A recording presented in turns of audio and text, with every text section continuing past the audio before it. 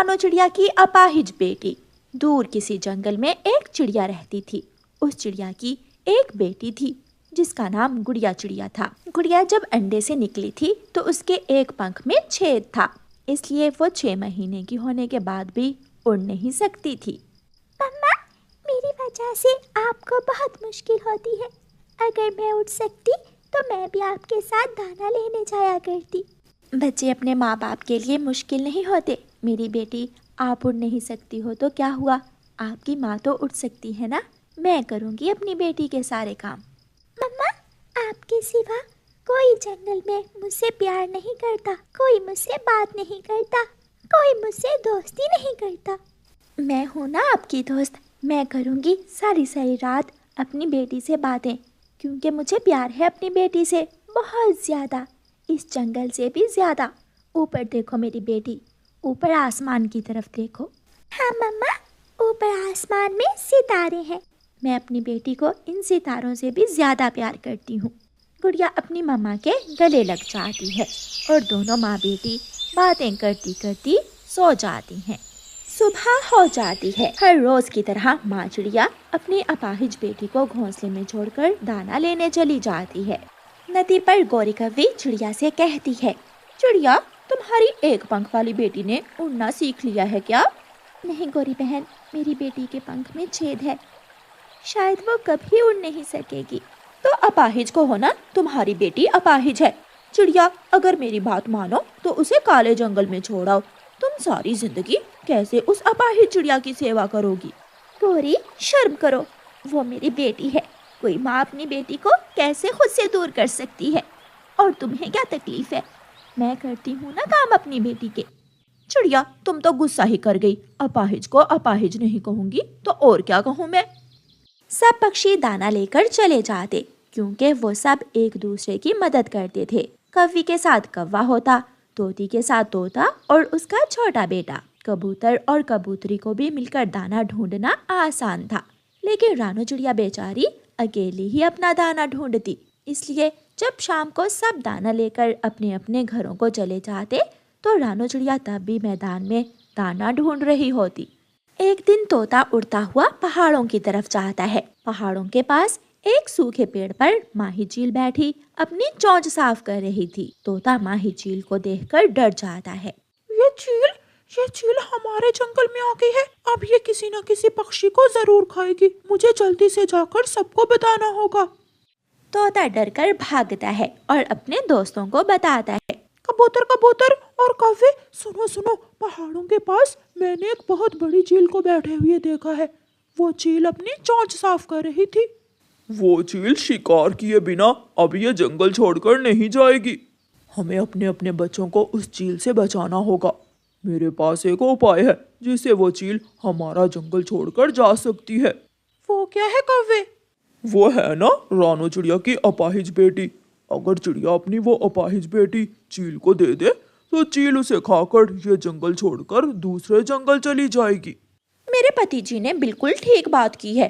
वैसे भी चिड़िया की वो अपाहिज बेटी सारा दिन घोंसले में ही लेटी रहती है। अगर उस अपाहिज को चील ले भी जाए तो कौन सा कोई बड़ा काम हो जाएगा। हम सब चिड़िया के पास जाते हैं और चिड़िया से बात करते हैं। फिर वह सब इकट्ठे होकर रानो चिड़िया के पास जाते हैं। रानो चिड़िया अपने घोंसले में अपनी बेटी को दाना खिला रही थी। रानो चिड़िया, यहाँ आओ इस पेड़ पर। हम तुमसे कोई जरूरी बात करने आए हैं। रानो चिड़िया अपने पेड़ से उड़कर साथ वाले पेड़ पर दूसरे पक्षियों के पास चली जाती है। आप सब यहाँ मेरे पास, क्या बात है, सब ठीक तो है? चिड़िया रानी, हमें बचा लो।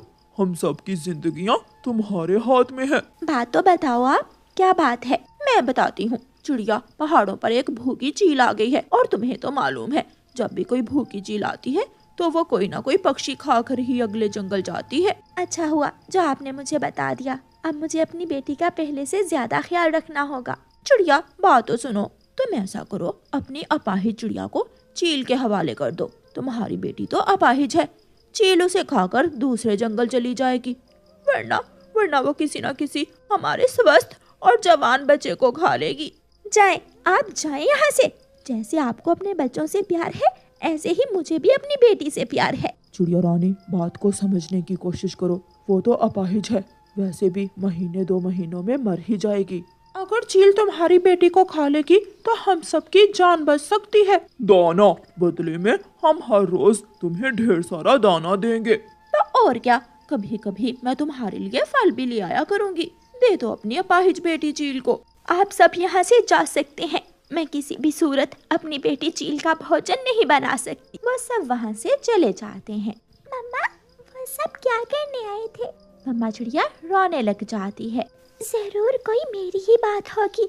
अपाहिज अपाहिज का शब्द कई बार सुना था मैंने गौरी आंटी की चोंच से।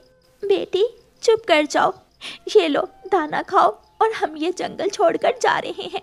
लेकिन कहाँ मम्मा, हम कहाँ जाएंगे? हमारा तो ये घोंसला ही घर है। हम नया घोंसला बना लेंगे, हम किसी दूसरे जंगल में जाएंगे। फिर माँ चिड़िया फैसला करती है कि वो ये जंगल ही छोड़ देगी, जिस जंगल में कोई उसका दोस्त नहीं है, सब उसकी बेटी की जान के दुश्मन हैं। रात होते ही रानू चिड़िया अपनी बेटी को अपने घोंसले में बिठाती है और घोंसला उठाकर दूसरे जंगल का सफर शुरू करती है। ये कोई आसान काम नहीं था, एक घोंसला और उसमें चिड़िया की बेटी। लेकिन माँ चिड़िया को ये मुश्किल काम करना था। उसे अपनी बेटी की जान बचाने के लिए ये सब करना ही था। माँ चिड़िया थोड़ा उड़ती और फिर थोड़ी देर आराम करने के लिए बैठ जाती। वो फिर से उड़ती। उड़ते उड़ते माँ चिड़िया बहुत दूर निकल जाती है। उसे एक घर नजर आता है। माँ चिड़िया थक जाती है और सोचती है कि वो थोड़ी देर उस घर में आराम कर ले। इसलिए माँ चिड़िया उस घर के दरवाजे पर दस्तक देती है। घर में एक बुलबुल थी। बुलबुल दरवाजा खोलती है। चिड़िया बताएं बताएं, क्या बात है? मैं आपकी क्या मदद कर सकती हूँ? बुलबुल बहन, मैं बहुत दूर से आई हूँ, मैं थक गई हूँ। थोड़ी देर क्या मैं आपके घर में रुक सकती हूँ? हाँ हाँ, ज़रूर ज़रूर, आप अंदर आ जाएं। बुलबुल माँ चिड़िया को घर में ले जाती है। आपकी बेटी बड़ी है, लेकिन ये उड़ती क्यों नहीं है? मेरी बेटी के पंख में छेद है, इसलिए ये उड़ नहीं सकती। इसलिए सब मुझे अपाहिज कहते हैं। चिड़िया, आप ठीक दरवाजे पर आई हो। शायद ऊपर वाले ने ही आपको मेरे पास भेजा है। मैं डॉक्टर हूँ। मैं फूलों के रस से पक्षियों का इलाज करती हूँ। आपकी बेटी कुछ ही दिनों में उड़ने लगेगी। पहली बार किसी ने रानू चिड़िया की उम्मीद जगाई थी। बुलबुल की बात सुनकर रानू चिड़िया फूट फूट कर रोने लग जाती है। बुलबुल बहन, मेरी बेटी को ठीक कर दे। बदले में सारी जिंदगी मैं आपके काम करूंगी। मैं सब कुछ करने के लिए तैयार हूँ। फिर बुलबुल गुड़िया के मुंह में मीठे रस के चंद कतरे डालती है। आप मेरे घर में रह सकती हैं। जब आपका दिल करे आप चली जाना। फिर रानू चिड़िया बुलबुल के पास ही रहने लगती है। ऐसे ही 2 दिन गुजर जाते हैं और बुलबुल हर दिन गुड़िया को दवा पिलाती है। गुड़िया बेटी, मेरे साथ चले। कहाँ? लेकिन कहाँ आंटी? घर से बाहर। रानू चिड़िया बहन गुड़िया को घर से बाहर ले आए। मम्मा चिड़िया अपनी बेटी को घर से बाहर ले जाती है। लंबी सांस लो और छलांग लगाओ। तुम कर सकती हो। मेरी बेटी, आपका पंख अब ठीक हो चुका है। अगर कोशिश करोगी तो मुमकिन होगा। गुड़िया छलांग लगाती है। वो गिरती है, वो फिर से छलांग लगाती है और थोड़ी देर के बाद गुड़िया आहिस्ता आहिस्ता हवा में उड़ने लगती है। मम्मा चिड़िया की आंखों में आंसू आ जाते हैं और वो पागलों की तरह उछलने लगती है। मेरी बेटी उड़ सकती है। मेरी बेटी उड़ सकती है। जंगल वालों, देखो, मेरी बेटी ने उड़ना सीख लिया। मेरी बेटी अब अपाहिज नहीं रही। गुड़िया वापस आती है और अपनी माँ के गले लग जाती है। हाँ माँ, मैं अब अपाहिज नहीं रही। बुलबुल बहन, ये सब आपकी वजह से हुआ है। रानू चिड़िया, अब आप मेरे साथ ही रहोगी और गुड़िया बेटी मेरे साथ काम में मेरी मदद करेगी। करोगी ना गुड़िया बेटी? हाँ हाँ जरूर, मैं काम में आपकी मदद करूँगी। फिर बुलबुल अपनी कटोरी उठाती है और गुड़िया को साथ लेकर जंगल में फूलों का रस इकट्ठा करने चली जाती है। ऐसे रानू चिड़िया के जीवन में खुशियाँ फिर से लौट आ। रानू चिड़िया की ऐसी कहानियाँ सुनने के लिए YouTube सर्च बार में रानू चिड़िया की कहानी लिखें या फिर ये बटन दबाकर बोलकर कहें रानू चिड़िया की कहानी। शैतान कौवे हर समय मुफ्त का भोजन खाने का कोई ना कोई नया तरीका ढूंढते। अपने मोबाइल से गोरी कौवी एक नंबर मिलाती है। घंटी जा रही है कालू, घंटी जा रही है। अब देखते हैं कौन फंसता है हमारे जाल में। घंटी बजती है। ये नंबर किसका हो सकता है? कौन है? आप कौन है? मैं पहाड़ों वाले जंगल से कबूतर बात कर रहा हूँ। और मैं सागर वाले जंगल से लकी कबूतरी अकेली बैठी हुई थी। नंबर मिलाया तो आपका मिल गया। क्या मुझसे बात करोगे? ये सुनकर कबूतर खुश हो जाता है। कक्का क्यों नहीं लकी कबूतरी? एक कबूतर कबूतरी से क्यों नहीं बात करेगा? आपकी आवाज बहुत सुंदर है। आवाज की तरह आप भी बहुत सुंदर होंगे। मेरी माँ भी ऐसे ही कहा करती थी। मेरी माँ मुझे चांद कहा करती थी। आपका जब भी दिल करे मुझे कॉल कर लिया करें, मैं भी फारग ही होता हूँ। क्या मतलब, आप कोई काम धंधा नहीं करते हैं? मेरे पास बहुत कुछ है, मुझे काम करने की जरूरत नहीं है। तो फिर आज से मेरी और तुम्हारी दोस्ती पक्की हुई। फिर बात करेंगे। बाय। सुनो थोड़ी और बात करो ना। गोरी काल काट देती है। फंस गया कबूतर, हमारे जाल में फंस गया गोरी। अब पति जी, जैसे जैसे मैं कहूँ वैसे वैसे ही करना। फिर देखना कैसे मुफ्त में बैठकर खाते हैं हम। रात हो जाती है। तुम्हारी आवाज की तरह तुम भी सुंदर होगे। मेरा नाम लकी है। लकी कहाँ हो तुम? कहाँ हो? ऐसे कहते हुए कबूतर जाग जाता है। ये तो सपना था, पहली बार ऐसा अच्छा सपना देखा है। फिर दूसरे दिन गोरी फिर से कबूतर को कॉल करती है। वो नदी पर बैठी हुई थी। लकी जी, सारी रात मैंने आपको सपनों में देखा है। मैं भी सारी रात सो नहीं सकी। तो क्या मैं आऊँ आपसे मिलने? ना, अभी नहीं। मेरे मोहल्ले वाले पक्षी तुम्हें पकड़कर बहुत मारेंगे। सुंदर कबूतर, मेरा आज मिठाई खाने को बहुत मन कर रहा है। क्या तुम मुझे मिठाई खिला सकते हो? क्यों नहीं, कहाँ आऊँ मैं मिठाई लेकर? आप ना आना, माँ ने देख लिया तो मेरा फोन भी माँ ले लेगी। मैं अपने नौकर को पहाड़ों के पास बेरी के पेड़ पर भेज देती हूँ। आप उसे ही मिठाई दे देना। क्या कहा उसने? कहना क्या है, अब जल्दी से जाओ और मिठाई ले आओ। रास्ते में ही ना खा लेना, दोनों साथ बैठकर खाएंगे पति जी। मैं अभी जाता हूँ। कौवा गोरी का नौकर बनकर पहाड़ों की तरफ जाता है। कबूतर भी बुलबुल की दुकान से मिठाई लेता है। बुलबुल, मिठाई अच्छे वाली डाली है ना? ये गुलाब जामुन मैंने अभी अभी बनाए हैं, बहुत स्वादिष्ट हैं। कबूतर मिठाई लेकर वहाँ से चला जाता है। तो आप नौकर हैं क्या लकी जी के? हाँ, मेरे जैसे 2-4 और भी नौकर हैं लकी जी के। वो बहुत अमीर है और बहुत सुंदर भी। उसके पंख मेरी तरह सफेद हैं या तुम्हारी तरह काले? मेरी तरह काले नहीं, मेरा मतलब है तुम्हारी तरह सफेद। अपनी मालकिन से जाकर कहना कि अगर किसी भी चीज की जरूरत हो तो मुझे बता दे। कबूतर जी, न जाने क्या जादू कर दिए है आपने हमारी मालकिन पर। मालकिन रात को सोते में भी कबूतर कबूतर ही पुकार रही थी। अच्छा, सच? क्या सच? हाँ, अब मैं चलता हूँ। फिर कालू मिठाई लेकर चला जाता है। अपने घर में बैठकर वो दोनों पति पत्नी मजे मजे से मिठाई खाते हैं। क्या पूछ रहा था वो कबूतर कालू जी? वो तो पागल हो गया है, अब तुम उससे जो भी मांगोगी वो देगा। फिर वो दोनों हंसने लग जाते हैं। तेरे पंख में मेरा पंख हो, सारी जन्नतें मेरे साथ हो